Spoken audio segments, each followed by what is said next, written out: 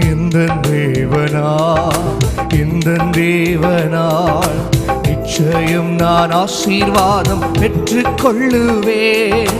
உந்தன் வசனம் கை கொள்ளுவேனா, உந்தன் வழிகளில் நான் நடந்திடுவேன். இந்த தேவனால் நிச்சயம் நான் ஆசீர்வாதம் பெற்றுக்கொள்ளு. உந்தன் வசனமே கை கொள்ளுவேனா, உந்தன் வழிகளில் நான் நடந்திடுவேன்.